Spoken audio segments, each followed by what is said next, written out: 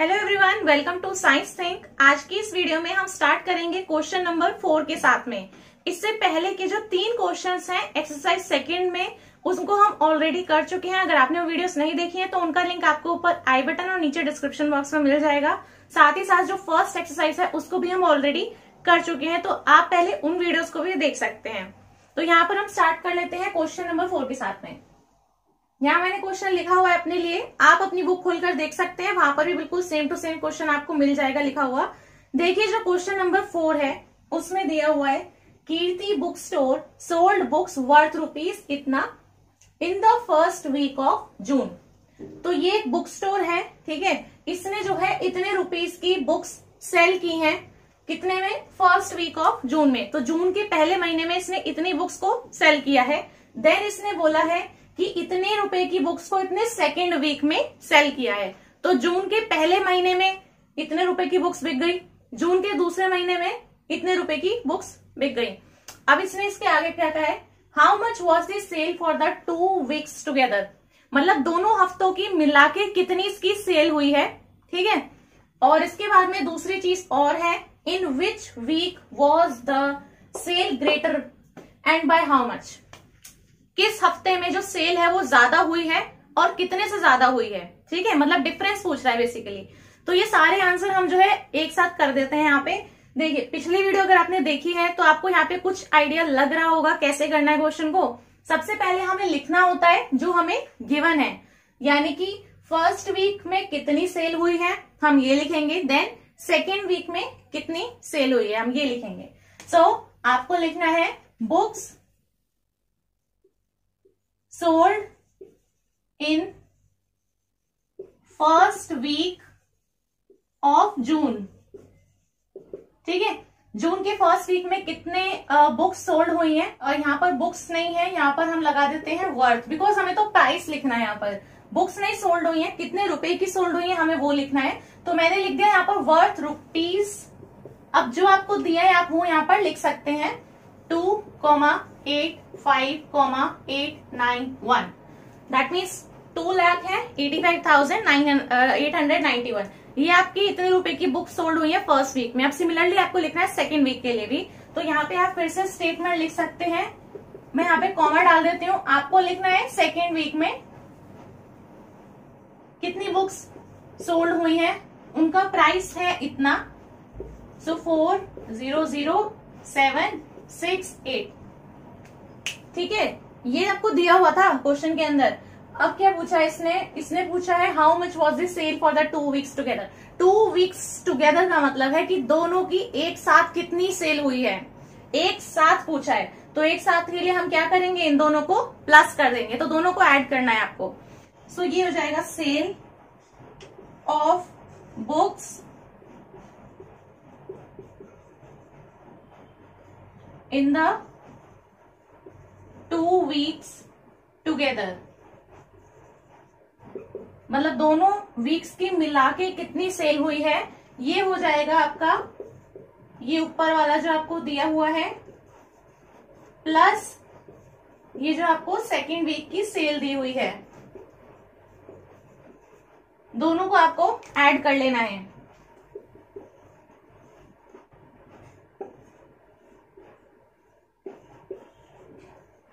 और इसका आंसर आपका इतना आ जाएगा। आपसे सबसे स्टार्टिंग में जो है पूछा गया था कि दोनों वीक्स की मिला के कितनी सेल हुई है, तो आपको दोनों को सिंपल प्लस कर देना है। आपके पास में ये आएगा। प्लस करने के बाद आप खुद से भी चेक करके देख सकते हैं। अब नेक्स्ट चीज इसने क्या कही है, नेक्स्ट इसने कहा है कि किस वीक में जो सेल है वो ज्यादा हुई है। सो ये आप क्लियरली देख के बता सकते हैं। आपको क्वेश्चन में गिवन है यहाँ पर 2 लाख कुछ सेल हुई है, ठीक है। यहाँ पे कितने की हुई है, 4 लाख की सेल हुई है। तो किसमें ज्यादा हुई है, सेकेंड वीक में ज्यादा सेल हुई है। सो आप यहाँ पे लिखिए in the second week of June the sale was greater. बस आपको ये स्टेटमेंट लिखनी है, क्योंकि उसने इतना ही पूछा था कि सेकेंड वीक ऑफ जून में आपकी जो सेल है ये ग्रेटर हुई है यानी ज्यादा हुई है। लास्ट चीज इसने पूछी है बाय हाउ मच, मतलब कितने से ग्रेटर हुई है, कितने से ज्यादा हुई है। तो ये जो आपसे पूछा गया है ना, इसको आप फाइंड आउट कर सकते हो माइनस करके। माइनस करके निकलेगा जैसे हमने अपनी पिछली वीडियो में किया था, बिल्कुल ऐसे ही है। तो माइनस करेंगे हम, ये वाली सेल जो है ये मेरी ज्यादा हुई है और ये वाली जो सेल है ये कम हुई है। तो ज्यादा वाली में से हम कम वाली को माइनस कर देते हैं, तो दोनों के बीच का डिफरेंस आ जाता है। तो वही डिफरेंस आपसे पूछा गया है, ठीक है। तो यहां पे आपको लिखना है difference of the sale of books. Difference निकाल रहे हैं बुक्स की सेल का। सो दैट विल बी, ये जो आपको दिया हुआ है 768 इतना रुपीस माइनस जितनी आपकी फर्स्ट वीक में हुई है। सो कम वाले आपको यहां पर लिख देने हैं।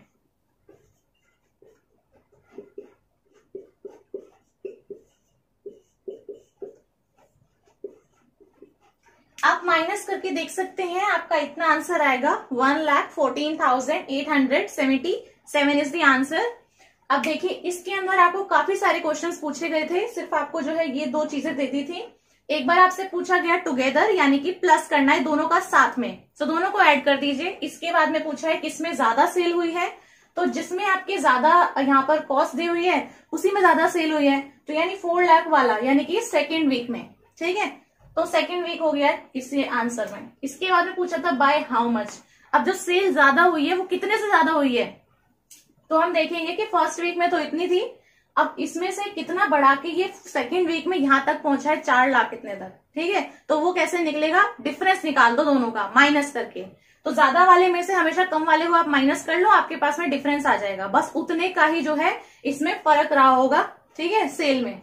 सो ये आपका आंसर हो जाते हैं इस तरीके से क्वेश्चन नंबर 4 में। अब नेक्स्ट आपको दिया हुआ है क्वेश्चन नंबर 5। क्वेश्चन नंबर 5 में है find the difference between the greatest and the least 5 digit number that can be written using the digits. आपको डिजिट्स दे रखी हैं ईच ओनली वंस। तो यानी कि इसमें आपको जो है डिफरेंस निकालना है। अब डिफरेंस कैसे निकालते हैं, आप माइनस करके, ठीक है। दोनों के बीच का डिफरेंस निकलेगा, मतलब माइनस करना है। अब माइनस किस किस को करना है, ग्रेटेस्ट और लीस्ट 5 डिजिट का नंबर, ठीक है, यानी सबसे बड़ा 5 डिजिट का और सबसे छोटा 5 डिजिट का आपको नंबर बनाना है। किसका यूज करके, ये जो आपको दिए हुए हैं इन्हीं का यूज करके, और हर एक नंबर को आपको एक ही बार यूज करना है, ठीक है। क्वेश्चन में ये लिखा हुआ है। तो अब आपको इसमें लिख देना है सबसे पहले ग्रेटेस्ट नंबर। आप यहाँ पे पहले लिख भी सकते हो given digits are this this this this, ठीक है, कि हमें ये सारी डिजिट्स जो है वो दी हुई है। मैं यहाँ पे लिख के दिखा देती हूँ फिर भी, गिवन डिजिट्स आर 6, 2, 7, 4, 3। ये सारी डिजिट्स मेरे को दी हुई हैं, ठीक है। अब greatest number is equal to, सबसे बड़ा नंबर इनमें से कौन सा बन सकता है, कैसे बनेगा। आपको क्या करना है, सबसे बड़ा नंबर बनाने के लिए आपको बड़े से छोटे क्रम में इनको लगा देना है, वही आपका ग्रेटेस्ट नंबर बन गया इन्हीं 5 डिजिट का यूज करके, ठीक है। तो सबसे बड़ा नंबर क्या है, इसमें 7 है, तो मैंने लिखा 7।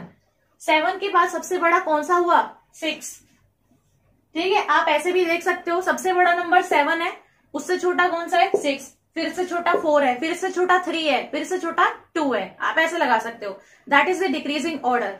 तो 7, 6, 4, 3, 2 ये आपका सबसे बड़ा नंबर बनेगा इन 5 डिजिट का यूज करके, और हर एक डिजिट मैंने एक ही बार यूज की है, ठीक। अब ऐसे ही आपको जो है एक लीस्ट नंबर बनाना है, मतलब सबसे छोटा नंबर।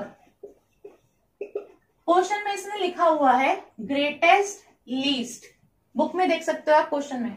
तो लीस्ट नंबर अब कैसे बनेगा, जस्ट इसका उल्टा कर दो, जस्ट इसका उल्टा कर दो, 2, 3, 4, 6, 7 ये आपका सबसे छोटा नंबर बनेगा इन 5 डिजिट्स का यूज करके। हर एक को एक ही बार यूज करना है, लेकिन तो छोटा नंबर देखो सेम टू सेम वैसे ही मैं बता देती हूँ। छोटा नंबर बनेगा सबसे छोटा नंबर, फिर उससे बड़ा, फिर उससे बड़ा, फिर उससे बड़ा, फिर सबसे बड़ा, ठीक है। तो ये आपका हो जाएगा 2, 3, 4, 6, 7। तो इसको ऐसे लिख दिया मैंने, इसको ऐसे लिख दिया। ये हो गए आपके सबसे ग्रेट है, सबसे लीस्ट नंबर। अब क्वेश्चन में इसने क्या कहा था, हमें डिफरेंस निकालना है, तो आप सीधा निकाल दीजिए माइनस करने के बाद डिफरेंस, बस इतना ही था इस क्वेश्चन के अंदर। तो मैं यहां पर लिख देती हूं therefore difference is equal to, difference कैसे निकलेगा, greatest minus least number. So 7 6 4 3 2 minus 2 3 4 6 7।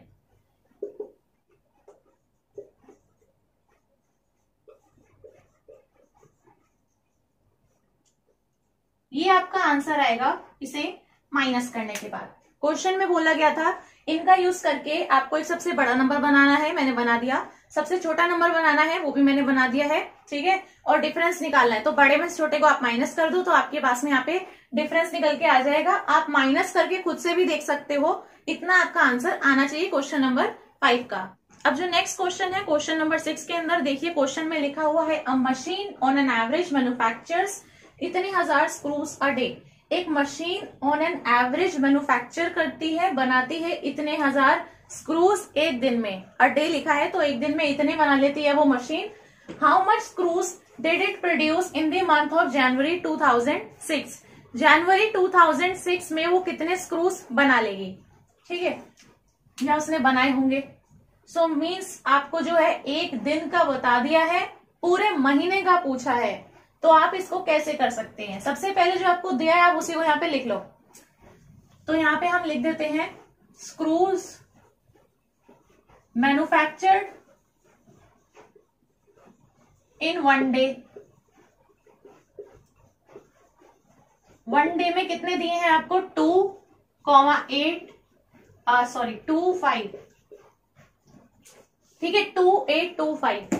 इतने स्क्रूज जो है वो वन डे में मैन्युफैक्चर कर रही है। अब उससे पूछे हैं आपने ये जनवरी 2006 के पूरे मंथ में, तो इतने स्क्रूज जो है ये मशीन वन डे में मैन्युफैक्चर करती है। और आपसे पूछा हुआ है कि पूरे मंथ में वो कितना मैन्युफैक्चर करेगी, तो आपको पहले ये पता होना चाहिए कि 1 मंथ में कितने डेज हैं, तो उसी के हिसाब से आप निकाल सकते हो कि पूरे मंथ में कितना मैन्युफैक्चर होगा। तो जनवरी का आपको दिया हुआ है, सो जनवरी मंथ में आपको पता होना चाहिए कि 1 मंथ जो है इसमें होंगे 31 डेज।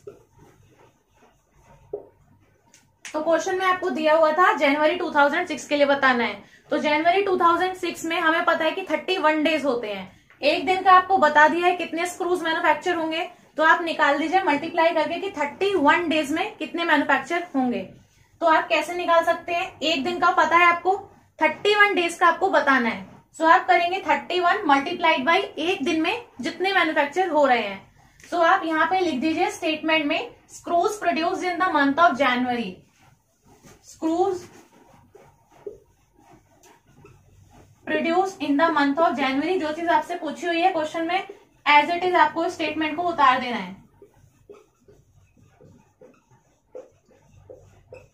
इस स्टेटमेंट को लिखने के बाद में आपको लिखना है वन डे में इतना मैन्युफैक्चर हो रहा है, सो 2825 मल्टीप्लाइड बाई 31, क्योंकि 31 डेज है पूरे मंथ के अंदर। इसको मल्टीप्लाई कर देंगे तो आपके पास में इसका आंसर आ जाएगा। तो अगर आप इसको मल्टीप्लीकेशन करते हैं, आप खुद से करके देख सकते हैं, इसको आप इससे मल्टीप्लाई करेंगे तो आपका इतना आंसर आएगा। तो ये आपका आंसर हो जाता है इसके क्वेश्चन नंबर 6 का। सो यही थी हमारी आज की वीडियो। इससे पहले की वीडियोस जो है आप उन्हें भी जाकर देख सकते हैं, और इससे आगे के जो क्वेश्चंस और एक्सरसाइज हैं वो हम नेक्स्ट वीडियोस के अंदर कवर अप करेंगे। अगर ये वीडियो आपको अच्छी लगी हो, इन्फॉर्मेटिव लगी हो, तो इस वीडियो को लाइक कर दें, अपने फ्रेंड्स के साथ में इस वीडियो को शेयर कर दें, और ऐसी और अच्छी और इन्फॉर्मेटिव वीडियोस देखने के लिए मेरे इस चैनल को सब्सक्राइब करना ना भूलें। Thank you.